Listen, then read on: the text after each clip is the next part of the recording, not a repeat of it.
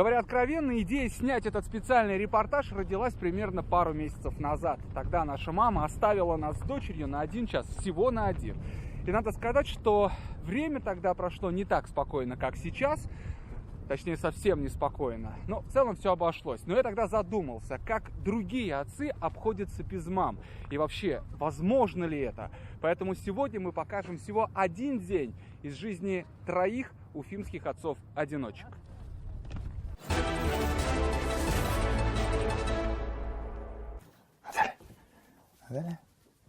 Адаля, просыпайся.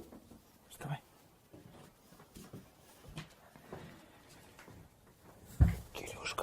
Кирюша. 8 утра, обычная квартира в микрорайоне Черниковка. Андрей Максимов начинает будить детей. Дочь Наташа старшая, ей 9 лет. Встает почти сразу, а вот сын Кирилл, ему всего 3 года, к раннему подъему, видимо, еще не привык и продолжает спать, извините за подробности, даже сидя на горшке. Ну а что тут скажешь? Малыш все-таки.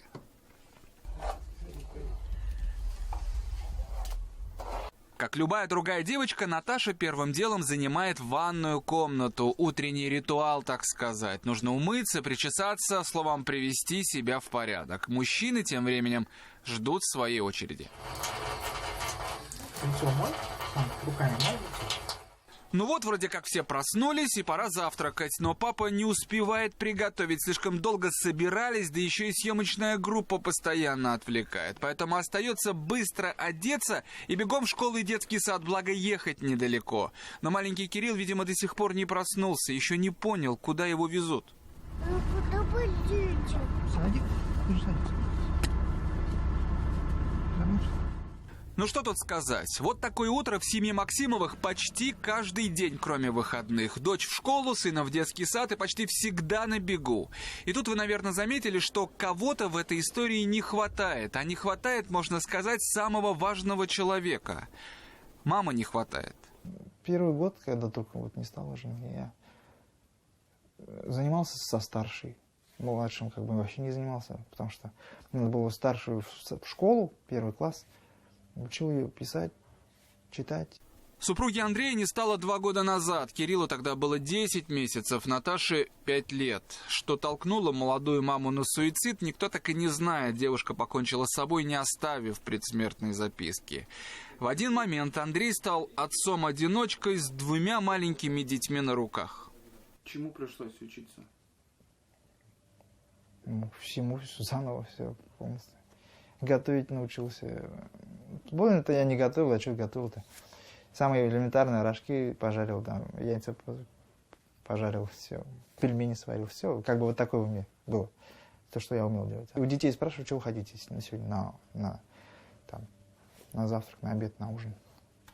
Они заказывают. То, что они заказывают, из того, что они заказывают, я готовлю.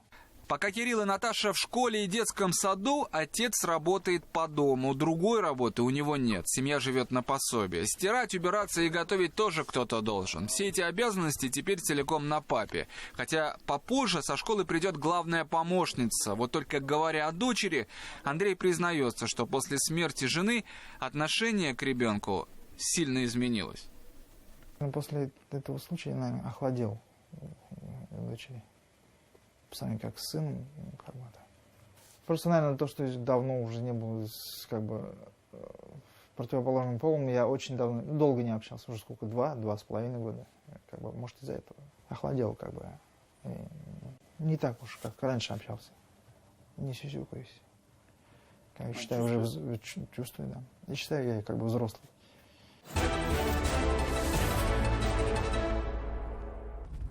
Мы попытались выяснить, сколько отцов-одиночек сейчас живет в Башкирии, но такой информации нам так и никто не смог предоставить. Хотя есть данные, что в целом по стране их около 700 тысяч. И вот что характерно, их не становится меньше, а только увеличивается с каждым годом. Да. Понятно. Живите. Тем временем на другом конце города не скучает и наш следующий герой, хотя его заботы немного отличаются от уборки или, скажем, готовки. Но шопинг с дочерью Аней для Ильи Машкова – дело не менее важное. Тихо, подожди.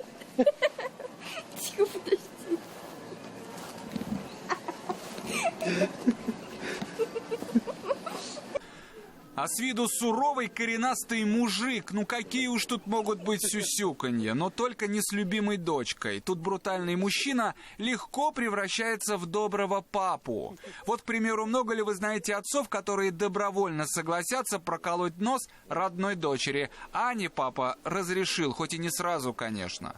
В 4 классе я захотела проколоть нос, ну вот тут вот, крыло.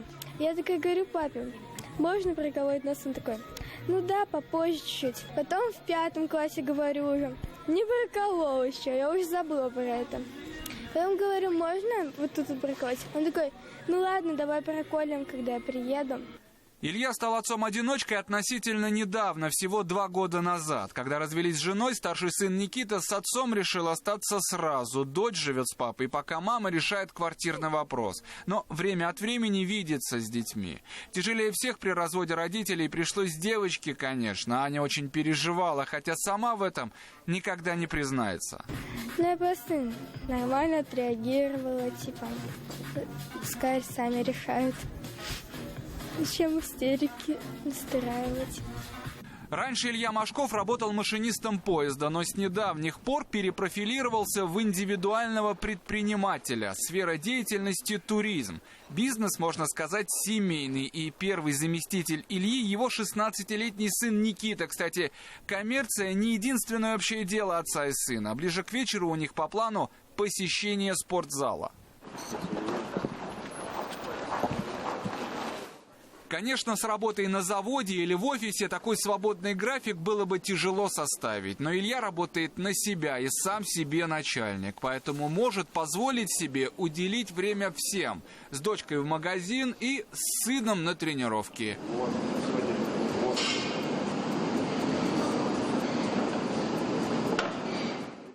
Ну вот, казалось бы, обычная тренировка отца и сына. Что тут такого? Ну, занимаются вместе, страхуют друг друга. Обычное дело. Но обратите внимание, Илья своего сына в спортзал идти никогда не заставлял и не уговаривал. Другие парни в его возрасте на улице или в интернете, а Никита сам идет. Вы спросите, почему? Да потому что для этого здорового парня отец – это настоящий пример. Хотя так было не всегда. Я уже 6 лет. Хожу в спортзал, 6-й год пошел. В свое время просто завязал с алкоголем, с курением, потому что понял, что сын подрастает. Это плохой пример для него. Никита, кстати, в спорте далеко не любитель. Парень профессионально занимается рукопашным боем. Даже занимал призовые места на региональных турнирах. Вот что значит отцовское воспитание. Спортсмен, партнер по бизнесу и главный помощник во всем. Часто ли такое можно встретить? Сказать сложно. Но вот что интересно, при всем при этом Никита не скрывает, что ему не хватает материнского внимания. Может, чтобы мама обняла как-то там, не знаю, что-нибудь сказала, сыночек, там, ласково чего-нибудь. Не хватает женской ласки, вот этой, именно маминой. Отец, он все-таки, это отец, это мужчина. А вот именно женщины в себе бывает не хватает.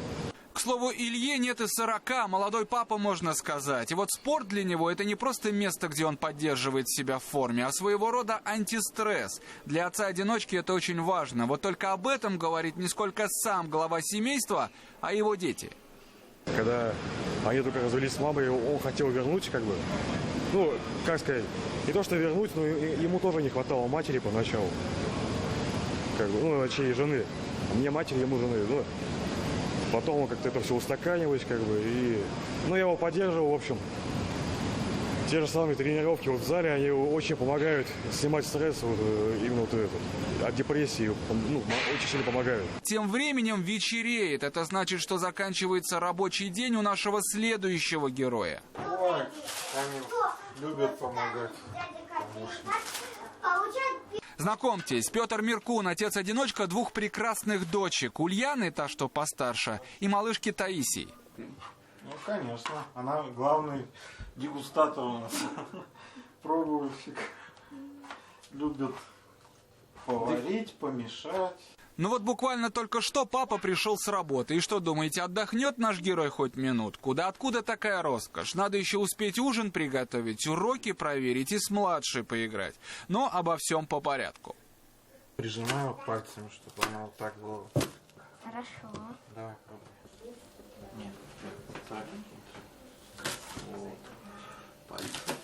Ульяна – главная помощница папы. Понемногу учится готовить, но ножа пока боится. А в остальном настоящая хозяйка. И на кухне поможет, и с младшей посидит. Но все же пока отец на работе, за внучками присматривают бабушки. Вообще, когда Петр остался один, родственники и друзья очень хорошо поддержали его. Друзья, конечно же, жалели, что у меня супруга умерла, родственники переживали.